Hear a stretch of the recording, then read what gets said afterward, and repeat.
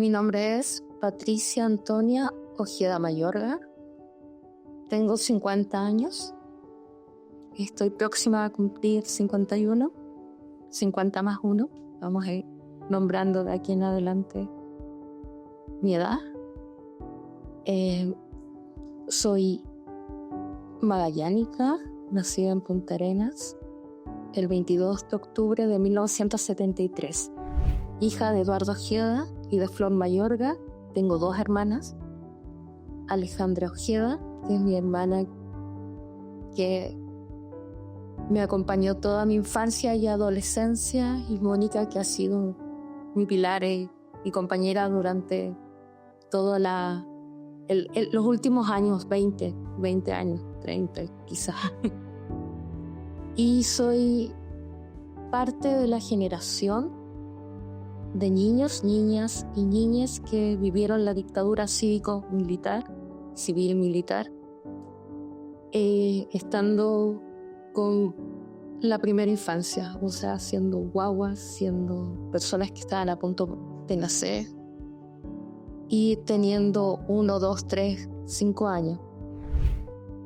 Soy parte también de una familia que vivió prisión política, relegación, que vivió la exoneración del proveedor de la casa, pero que vivió la resistencia de los 80, la lucha contra la dictadura desde el día 1 hasta el último día, y que ha hecho memoria y ha construido memoria hasta el día de hoy.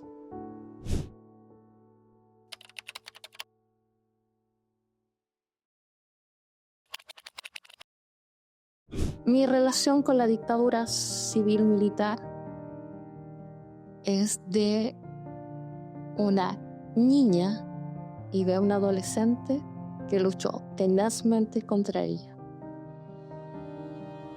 Cuando hablamos de la dictadura, yo no pienso tanto en la prisión política. Cuando pienso en la dictadura y mi relación con ella fue desde muy, muy niña, de entender que había una fuerza malvada que había que derrocar para que Chile tuviera un futuro de esperanza, de paz y de no muerte. Siempre he pensado eso. Muchas veces nos hablamos generaciones que somos sobrevivientes de la dictadura porque sobrevivimos a los primeros años, por lo menos mi generación, que fue de horror, donde nuestras familias pasaron lo que ningún ser humano debió haber vivido: tortura, separación, mucho dolor, mucho horror, mucha desesperanza, temor a la desaparición, temor a que te saquen de la casa y tengas que ir a otro lugar, como el exilio, como la relegación que nos tocó a tantos y a tantas. Pero yo, Patricia, en mi relación con la dictadura fue esa: tener la lucidez desde muy pequeña que acá había un régimen dictatorial que había que derrocar. Sí, esa. Y nací en dictadura, y a los 17 años, no sé si se fue o no, nunca lo tenía muy claro, pero a los 17 años por lo menos le dijimos que no al dictador Pinochet y a todo lo que pensaba esa figura quedarse en el poder. Pero la dictadura sigue, y yo creo que fue tan profunda en este país que uno sigue estando contra esa dictadura, contra el dolor, contra el modelo económico, contra el daño que ocurrió. Y mi relación actualmente contra esa dictadura, que yo la tengo muy presente, es del activismo en memoria, de hacer, de escribir, de construir, de educar para tiempos de paz, para tiempos donde los derechos humanos no se tengan que defender.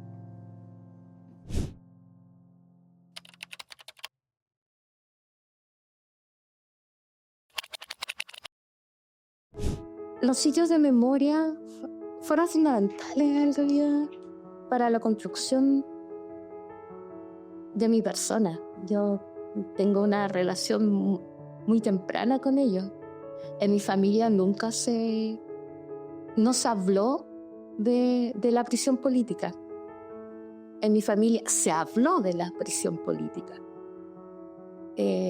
Obviamente uno cuando es muy pequeña, yo estaba en el vientre de mi madre cuando nací, a un mes del 11 de septiembre de 1973, y mi padre estaba en Dawson. Se lo llevaron a él el mismo 11 de septiembre desde esta misma casa que queda en pleno centro. Vinieron vehículos militares y se lo llevaron.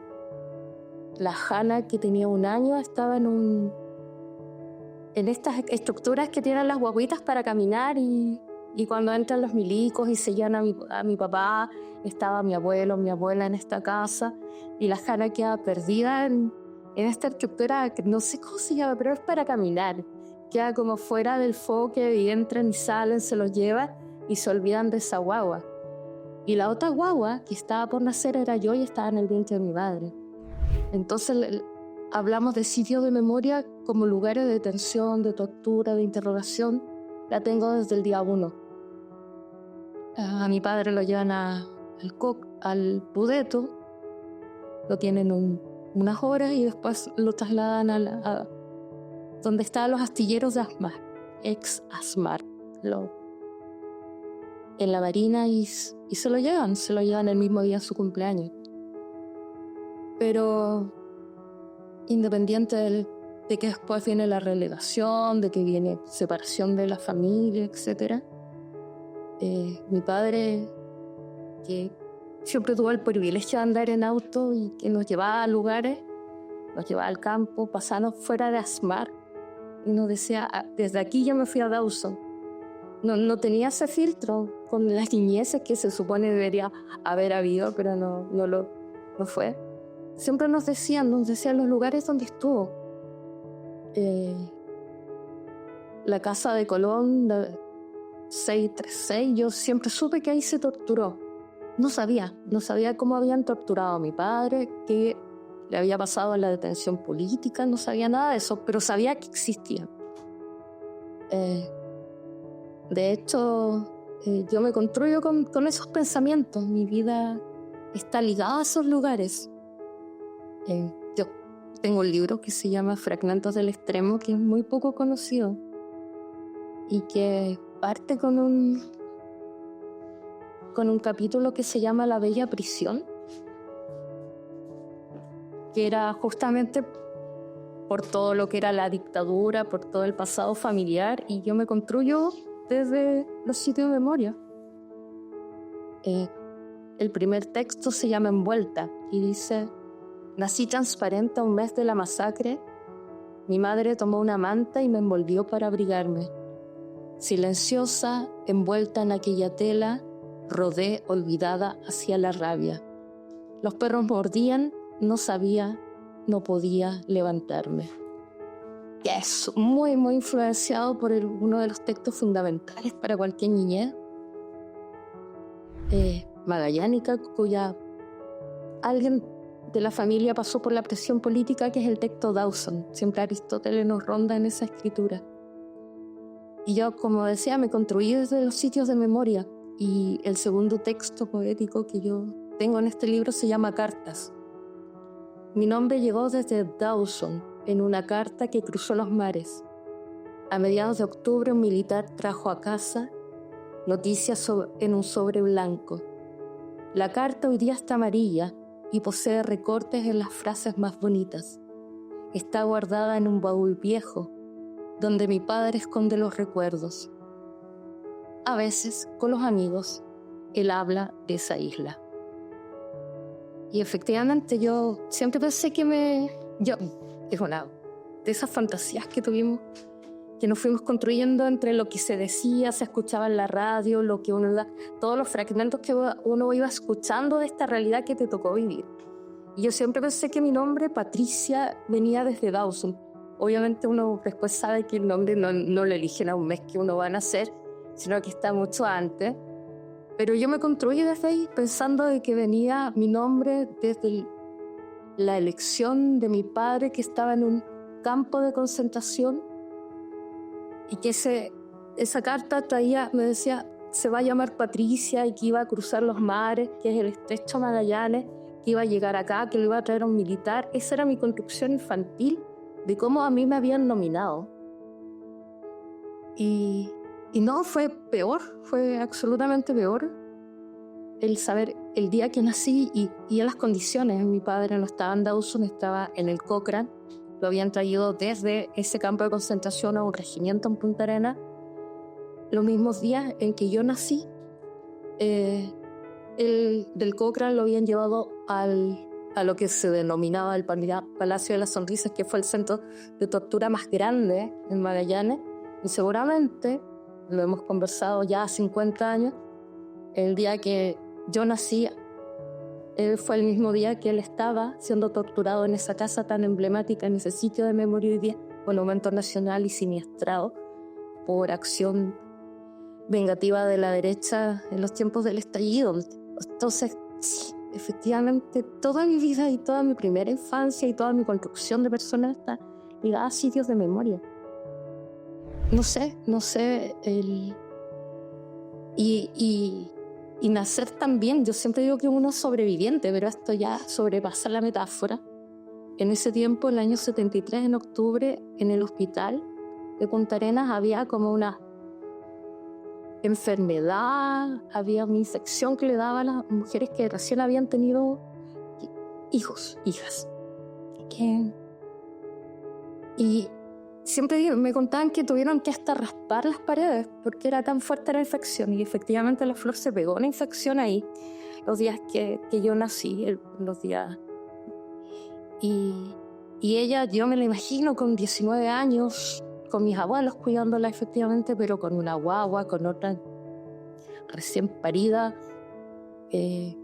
con su enfermedad también, con esta infección que le dio, que estaba en maternidad en Punta Arenas. Y sobreviviendo, ella sobreviviendo, yo sobreviviendo, todos sobreviviendo en ese tiempo. Es complicado porque naturalizamos de repente los sitios de memoria a la gente que sí supo qué le pasó a tu padre, a tu madre, a tus abuelos, etc. En este caso, el que vivió la prisión política fue mi padre Eduardo. Y él, como les decía, siempre nos contó, nos dijo, acá traían a los prisioneros, acá se torturaba, etc. Y queda como una marca de caminar en una ciudad que tú vas sabiendo lo que ocurrió.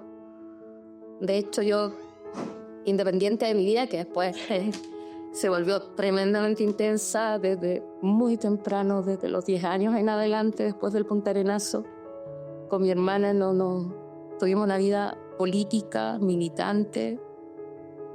Seguimos militando en el partido de mi familia, que era el Movimiento de Acción Popular Unitaria, en los 80 en el Mapa en Punta Arenas.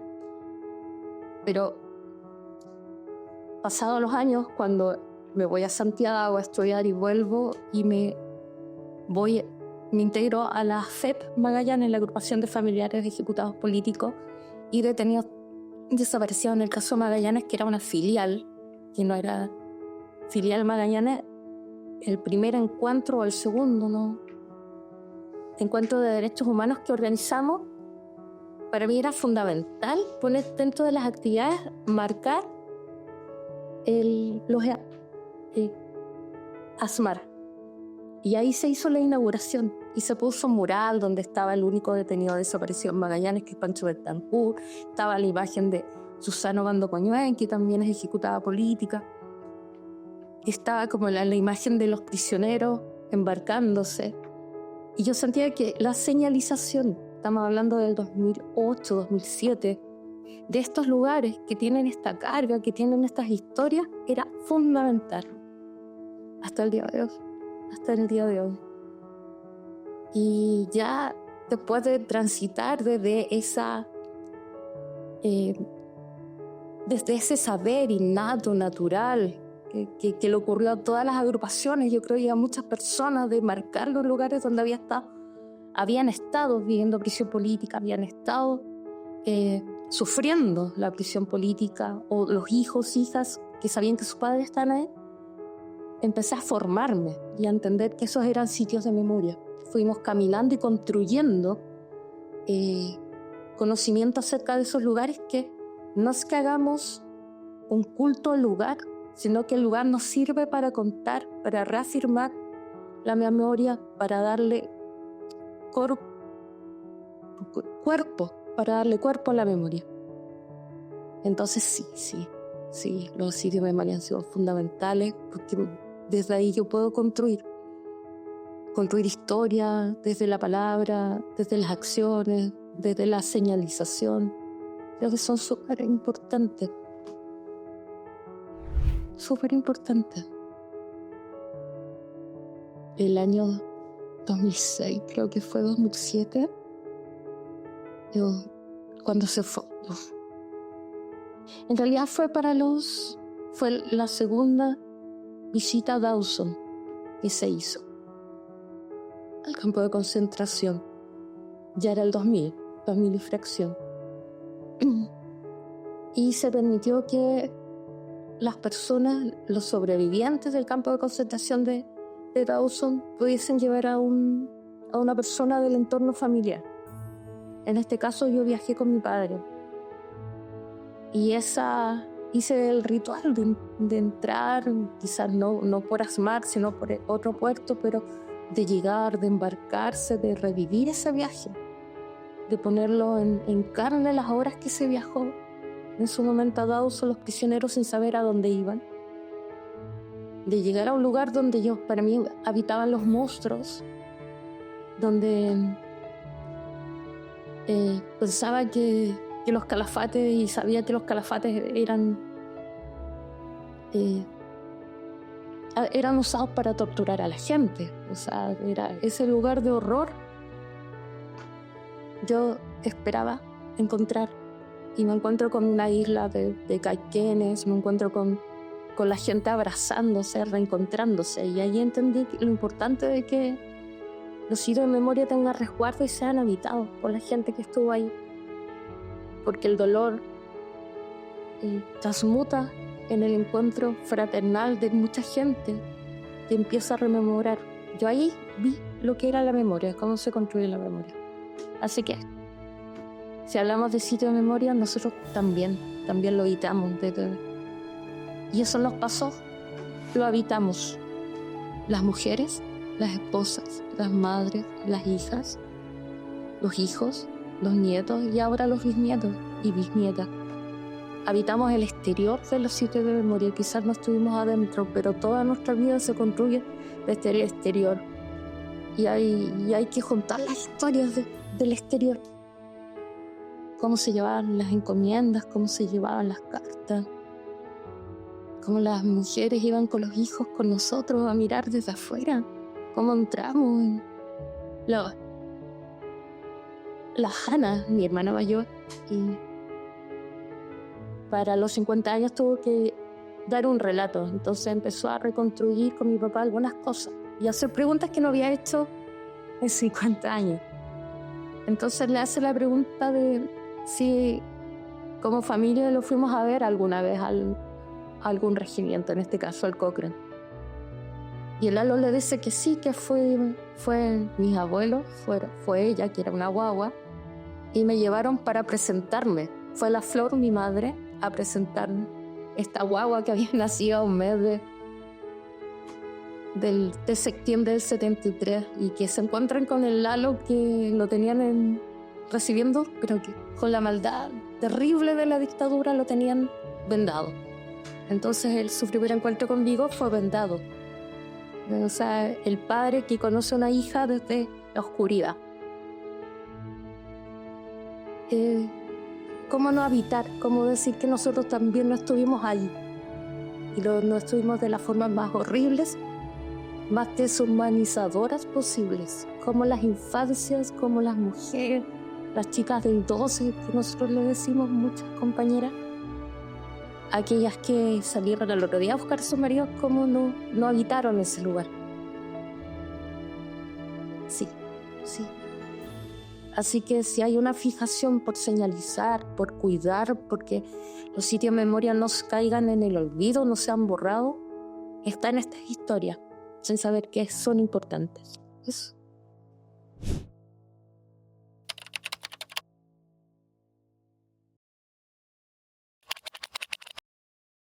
¿Sabes qué? Yo creo que muchos y muchas somos hijas de personas que vivieron la prisión política ya de adultos. Entendemos qué significa eso.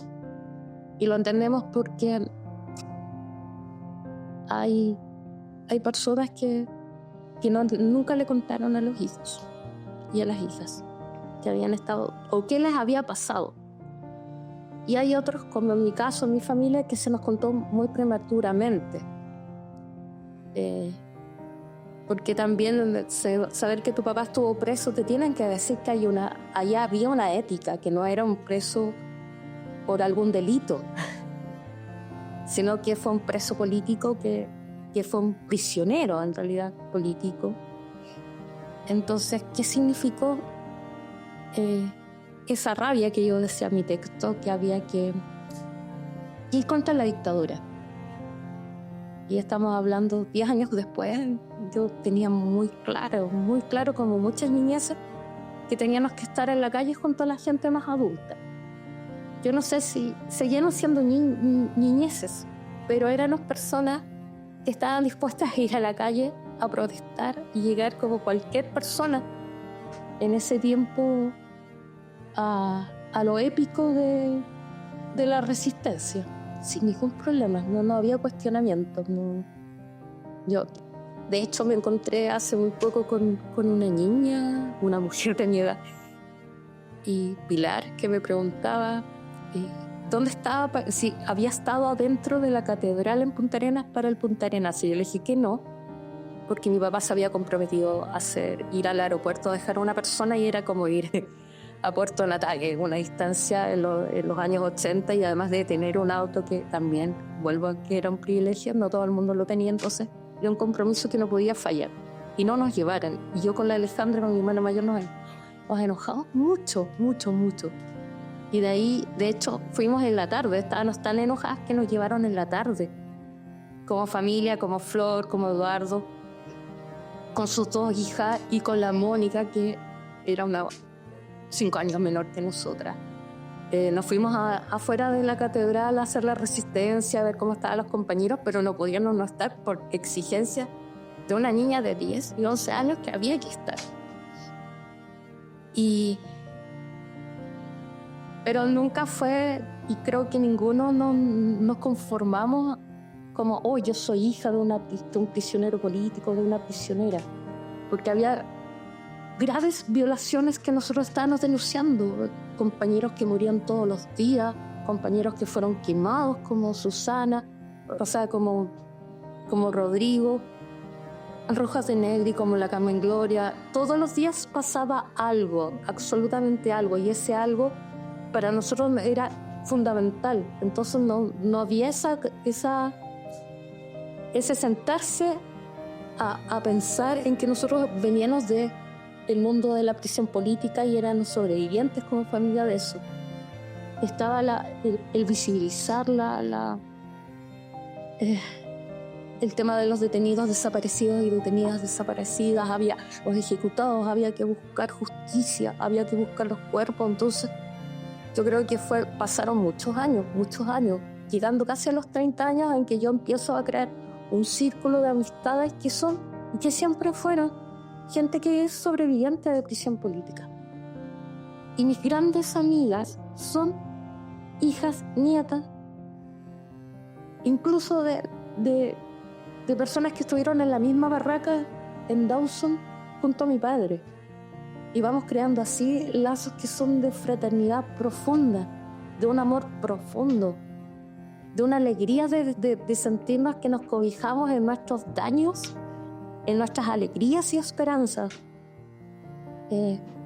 Pero eso significó, yo creo que más de adulta tener una conciencia de ser sobreviviente, y que la prisión política era tan dolorosa y fue tan brutal como todas las otras manifestaciones de violación a los derechos humanos. solo que muchas veces callamos porque sentíamos que habían casos más graves.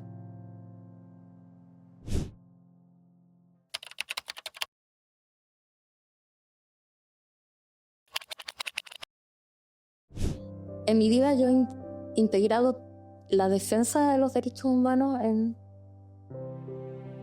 todos los aspectos, absolutamente todo. Reconozco un nihilismo total en los 90, cuando llegó la democracia, que yo ni siquiera entendía mucho lo que era la democracia, pero sabía que no era lo que yo quería. Pasé todo el nihilismo, toda la angustia, toda la oscuridad de esos 90. Nunca dejé de ir a Santiago, que estuve en Santiago en la marcha a los 11, nunca dejé de estar con grupos pares que tenían las mismas ideales, tenían las mismas vivencias y tenían las mismas esperanzas de seguir construyendo un Chile distinto al que estaba en la transición. Pero fue del 2000 en adelante que yo hice de la defensa de los derechos humanos en muchos aspectos parte de mi vida. Y no solamente desde el tema memoria, sino el tema ambiental, el tema de la lucha de las mujeres, de la defensa de las mujeres. Fue para mí fundamental y creo que sin ello yo no me imagino sin esos aspectos, sin esas luchas. No, creo que es importante porque tenemos voces, tenemos experiencia, saberes académicos para potenciar un mejor mundo. Ya no solamente un país, sino un mundo mucho más vivible.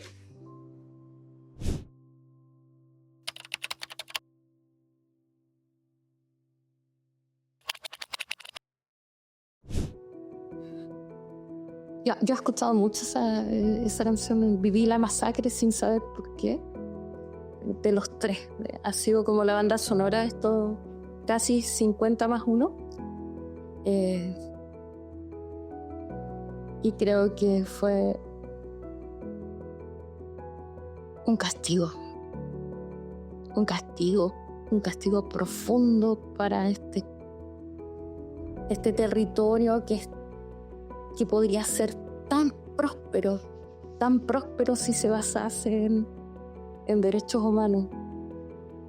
Es un territorio rico en recursos, el agua. Es rico en todo su vastedad y en su diversidad. Y los castigaron por soñarlo para todos y para todas. Y nos han castigado históricamente en Chile por soñar a un país para todas las personas. Y nos castigan esos pocos y esas pocas que con la fuerza, que con el engaño, con el poder del dinero, lo siguen teniendo para ellos solos. El golpe militar fue una desproporción, fue una masacre. En un día habían desestructurado todo el movimiento político de la Unidad Popular. No era necesario nada más que un solo día. Derribaron la moneda. ¿Qué más querían? Yo siempre me pregunto, ¿qué más querían? Y el resto fue un castigo y un exterminio. Un exterminio de ideas, un exterminio de juventud, un exterminio de ideales. Y yo no sé por qué. Porque, bueno, sí, en realidad lo sé. Porque este Chile es patriarcal y adultocentrista. Y no exterminaron a las niñeces. Porque no nos vieron, no nos tomaron en cuenta. Y fue eso lo que nos salvó. Eso nos salvó. Porque en este país, si no hubieran tenido esa... no hubieran sido invisibles, también nos matan a todos los que eran bebés y niñeces, que son la fuerza que yo siento que hay en Chile también hoy día, porque hace la resistencia, porque van muriendo nuestras madres, nuestros padres, pero la memoria va quedando en esas niñeces, en esa gente buena que no fue exterminada porque era muy pequeña. Aunque sí lo hicieron con algún poco. La gran cantidad fueron menores de edad, gente de 17 años, 18. En Punta Arenas hasta un niño de 15 estuvo en el Estadio Nacional, o sea, en el Estadio Fiscal. La brutalidad. Y sin ese, no me imagino Chile, no sé, si no hubiera ocurrido el 73, no poseo las herramientas para imaginar un Chile feliz, desarrollado, equitativo. Siempre estamos como buscando, pero hay una resistencia tremenda que es producto de la dictadura. Este Chile tiene miedo a ser feliz, a avanzar. Tuvimos la posibilidad con una nueva constitución y no pudimos, y no es por un montón de elementos que no se aprobó, pero el miedo fue fundamental. Y ese miedo fue construido con la dictadura, con una generación de chilenos y chilenas que da vueltas en círculo, volviendo siempre algo, y no saliendo al círculo, no brillando.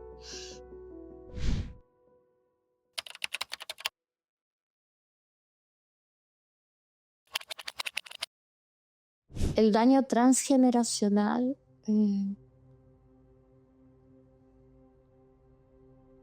me cuesta definirlo. Me cuesta mucho definirlo. Porque siento que no tengo un sinónimo. A mí me gusta trabajar igual con los sinónimos y crear relatos con ellos.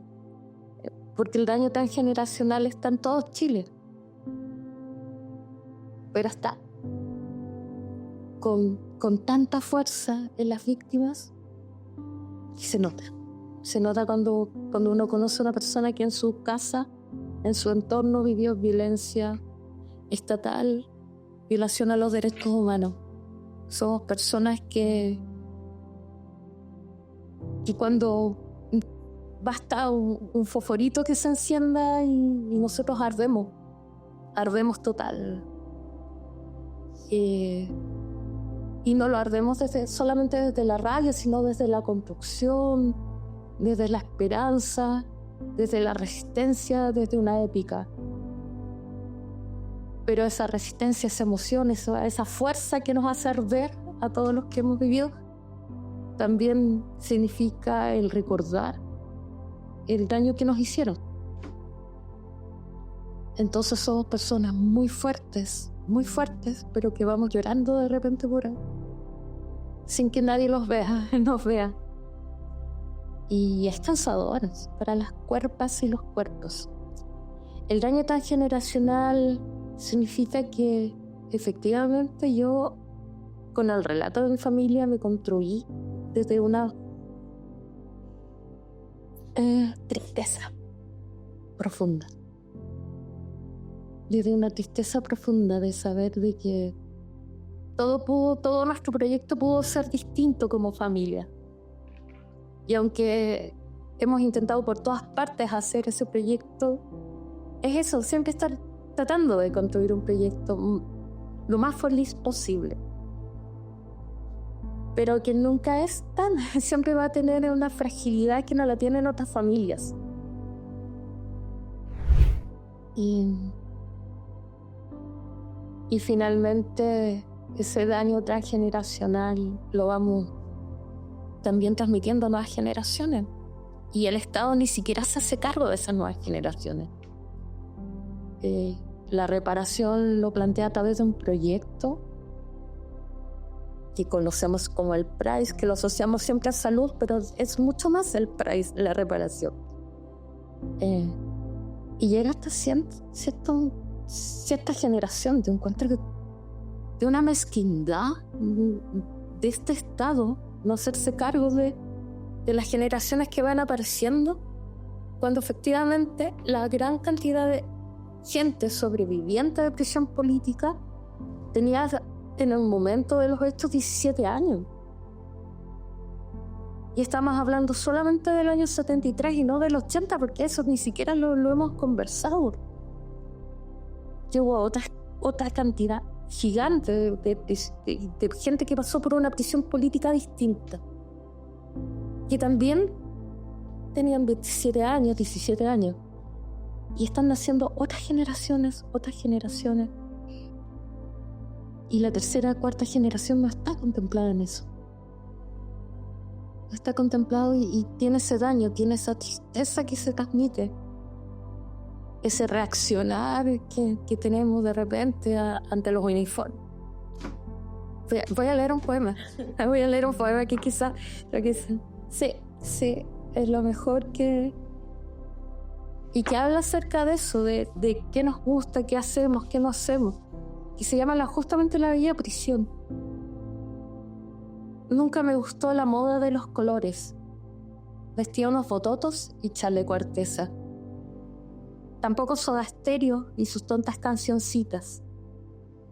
Lo mío era el canto nuevo y la trova cubana. En mis fiestas tocaban los primeros discos de Los Prisioneros y se gritaba contra el tirano. Nunca fui a los discos donde ellos bailaban. Nunca me preocupé de estar delgada.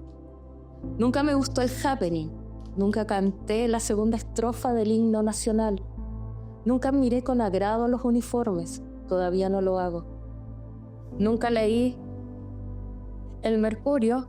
Nunca creí las noticias de la tele. Y aunque no me gustaba Mafalda, memorizaba como Padre Nuestro sus textos. Y aunque sinceramente no entendía mucho, leía a Marx, a Engels, al Che y el materialismo dialéctico. Tenía 15 años y soñaba con amores revolucionarios. Tenía 15 años y una radio donde escuchaba Cooperativa. Tenía 15 años y un cuaderno para mis poesías. Tenía 15 años y la vejez de toda una dictadura.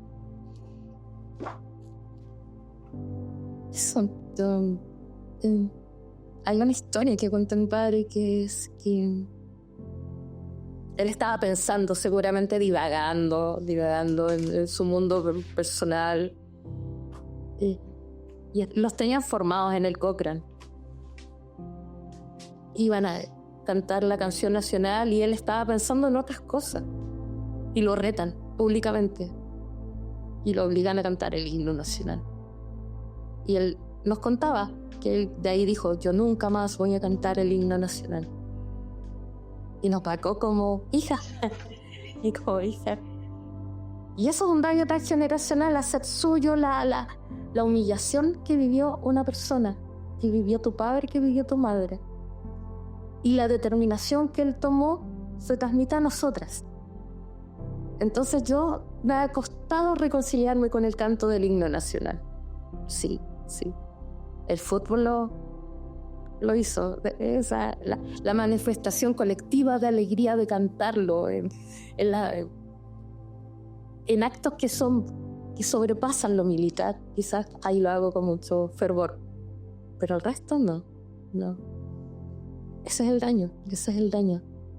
Hacer lo que vivieron nuestros padres, nuestras madres, nuestros abuelos, esas humillaciones, esas violaciones a sus derechos y las determinaciones que tomaron, hacerlos nuestros.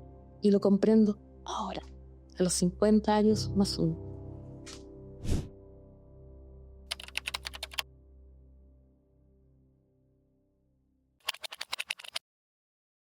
Yo creo que el daño transgeneracional debe ser abordado desde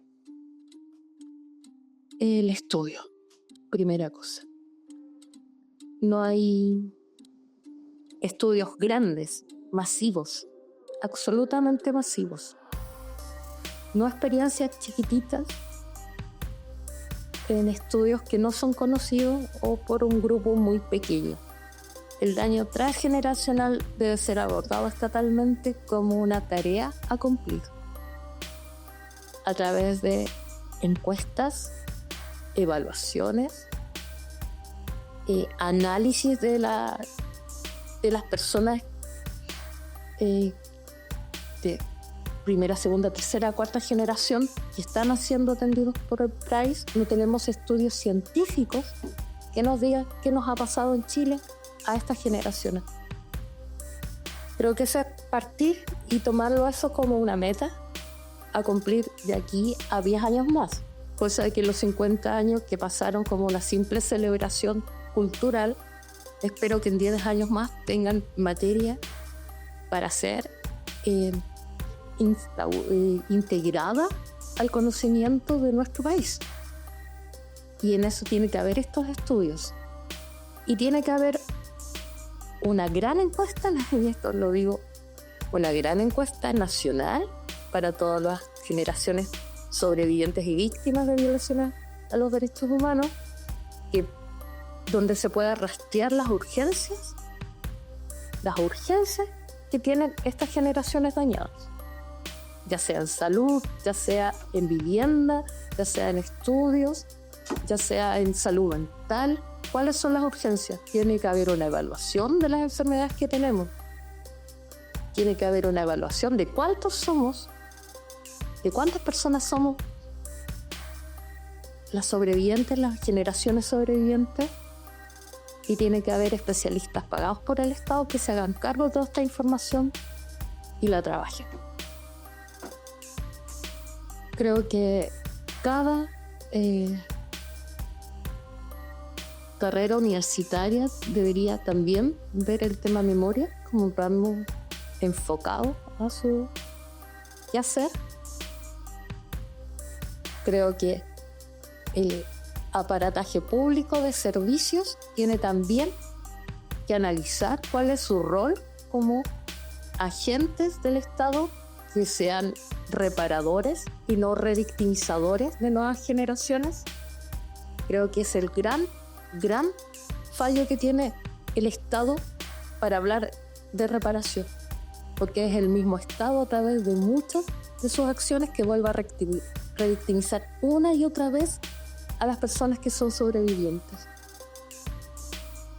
Y no estamos hablando de gobiernos que pasan cada 4 años, sino de personas capacitadas, porque son personas que cumplen todo un ciclo laboral hasta que se jubilan y que no tienen esos conocimientos. Y que son tremendamente crueles a veces con la gente que tenemos las heridas y los daños de el daño transgeneracional. Creo que hay que hablar, ponerse a planear y crear una ruta para la reparación real en Chile.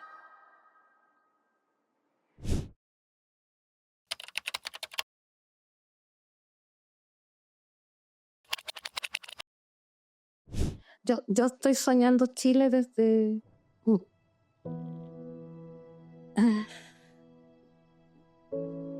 siempre. Siempre me lo imagino con esperanza. Eso yo creo que es lo que nos mantiene en la vida, la esperanza y la creación. Crear esperanza, crearla en acción. Eso espero de Chile, ser felices, ¿no? Y que nadie me diga nunca más en la vida, y a nadie que ha sufrido daño de violación a los derechos humanos que demos vuelta a la página. No. Nosotros queremos construir páginas, queremos hacerlo. Queremos hacer historia, queremos sobrepasar la memoria, hacer historia, hacer cosas nuevas. Jamás vamos a pasar la página para el olvido. Jamás. Vamos a crear más páginas para recordar.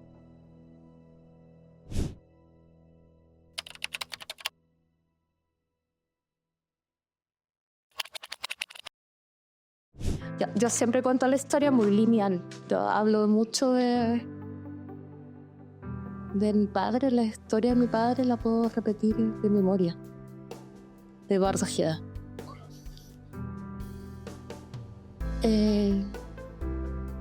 Puedo construir, gracias al feminismo y gracias a la lucha de las mujeres en Chile, la historia de mi madre. Quiero tremendamente invisibilizada, Flor Mayorga, así como lo han sido todas. Pero cuando yo cuento mi historia, es desordenada, es totalmente desordenada. Y van apareciendo cosas que no se han contado antes, que van siendo importantes dependiendo del año, dependiendo de las experiencias. Pero lo que no quiero es que la gente muera de mi generación de sobrevivientes sin contar sus historias, aunque sean en forma desordenada.